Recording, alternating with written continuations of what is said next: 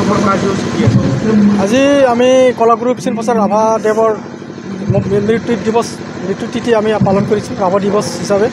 আমাৰ কোকৰাঝাৰ জিলা আৰচু ৰাভা ছাত্ৰ সন্থাই, কোকৰাঝাৰ ডিষ্ট্ৰিক্ট ৰাভা ছাত্ৰ সন্থাই। আৰু ইয়াৰ লগতে আমি আমাৰ যোৱা মেট্ৰিক আৰু হায়াৰ ছেকেণ্ডেৰীত যিকেইটা মানে ভাল ৰিজাল্ট কৰিছে, ফাৰ্ষ্ট ডিভিজন পাইছে, বহুত বেছি নাম্বাৰ পাইছে, তেওঁলোকক আমি ইয়াতে সম্ভাষণ জনাম। তেওঁলোকক আমি ইয়াতে কি কৰি ফেলিচিট কৰিম, আমি তাৰমানে সম্বৰ্ধনা জনাম। ইয়াৰ লগতে এইটো কাৰ্যসূচী লোৱা হৈছে।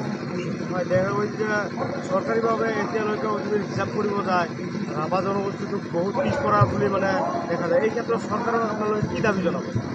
চৰকাৰক আমি অনুৰোধ কৰিম যে যিটো এইটো গোটেই মানে যিটো জ্ঞাত, যে গোটেই অসমতো জ্ঞাত যে ৰাভাসকল বহুত পিছপৰা জনগোষ্ঠী এটা। আৰু আমি কোকৰাঝাৰত, বিশেষকৈ কোকৰাঝাৰ জিলা, ইয়াৰ আমি কোচ ৰাভা বুলি নিজকে পৰিচয় দিওঁ।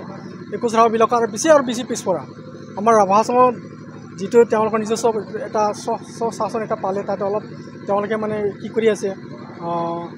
আৰু আমাৰ কোকৰাঝাৰ জিলাতো আমি অত্যন্ত পিছপৰা। আপোনালোকে চাওক, আমাৰ ৰাভা যিবিলাক গাঁও আছে, কোচা ৰাভা গাঁও আছে, চব সকলো মানে পিছপৰা, বহুত ভিতৰত গাঁও। গতিকে ইয়াত শিক্ষা দীক্ষাটো নাই। আমাৰ চিকিৎসা, তাত কোনো ৰাভা গাঁৱতে এনেকুৱা চিকিৎসালয় নাই, কোনো এনেকুৱা ব্যৱস্থা নাই। স্কুল আছে, আমি আগতে ৰাজ্যবিলাকে নিজে স্থাপন কৰি লোৱা এনে স্কুল কিছুমান ঠাইত নাই, এনেকুৱা অৱস্থা চলি আছে। গতিকে আমি চৰকাৰক আহ্বান জনাম যে আপোনালোকে আমাৰ নিচিনা পিছপৰা জনগোষ্ঠীতে এই জনগোষ্ঠীটোক যাতে আন জনগোষ্ঠীৰ দৰে আমি উঠি আহিব পাৰোঁ, তাৰ কাৰণে আপোনালোকে সহায় কৰক। আমিও আপোনালোকক সহযোগ কৰি আছোঁ যিহেতু। গতিকে আমি এইটোও অনুৰোধ কৰিম যে ৰাভা জাতিসকলক উন্নতিৰ কাৰণে আপোনালোকে চাওক, অলপ চকু দিয়ক, নজৰ দিয়ক, আমাৰ অৱস্থাটো আপোনালোকে বুজক। বিষ্ণু প্ৰসাদ ৰাভাই কি কাম কৰিছিল?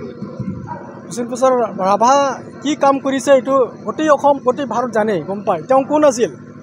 ইয়াৰ বিষয়ে দীঘলীয়াকৈ কোৱাৰ কোনো প্ৰয়োজন নাই। যিহেতু আজিৰ নিউজ পেপাৰ মেলিলে আপোনালোকে দেখা পাব, তাতে ৰাভাদেৱৰ আজি ৰাভা দিৱসৰ বিষয়ে তেওঁ কি কৰিছে আমাৰ জাতিৰ কাৰণে। তেওঁ আচলতে তেওঁ মানে কোনো এটা জাতিৰ জনগোষ্ঠীৰ কাৰণে তেওঁ কাম কৰা নাই, নহয়, তাৰমানে তেওঁ গোটেই মানৱ জাতিৰ কাৰণে সৰ্বহাৰা, যে মানে অতি পিছপৰা দুখীয়া, তেওঁলোকৰ কাৰণে তেওঁ নিজকে মানে ছেক্ৰিফাইচ কৰিছে। আনকি তেওঁ তেওঁতো এজন বিৰাট জমিদাৰী মানুহ আছিলে, নহয়, বিৰাট ধনী মানুহ।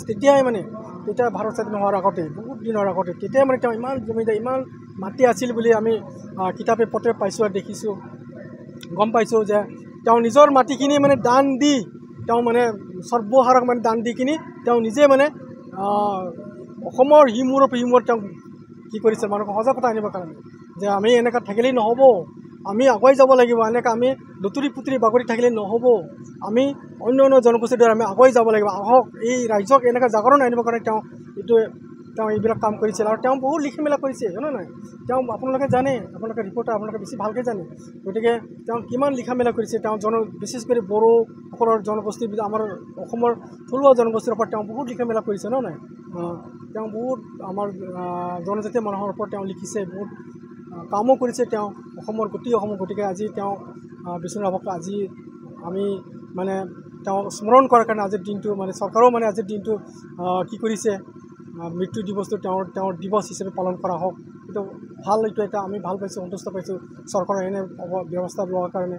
নিশ্চয়কৈ আমিও আমাৰ কণ ল'ৰা ছোৱালীবিলাকক আমি আহ্বান জনাইছোঁ যে আমি বিষ্ণু ৰাভা হ'ব নোৱাৰোঁ, কিন্তু তেওঁৰ যিখিনি কৰ্ম কীৰ্তি, তেওঁৰ যিটো আদৰ্শ, এইবিলাক লৈ আমি অনুপ্ৰাণিত হৈ যাতে আমিও সৰু সুৰা মানে মানৱ জাতিৰ কাৰণে, সমাজৰ কাৰণে আমি যি কৰিব পাৰোঁ, আমি এইটো চেষ্টা কৰিব লাগে। আমি তাকেই তেওঁলোকক পৰামৰ্শ কৰিম, উঠি অহা ল'ৰাবিলাকক, নিশ্চয় আমাৰ যাতে অসমটো সুন্দৰ অসম হয়, আমাৰ বড়োলেণ্ডটো যাতে শান্তি এটা ভাল এটা বড়োলেণ্ড হয়।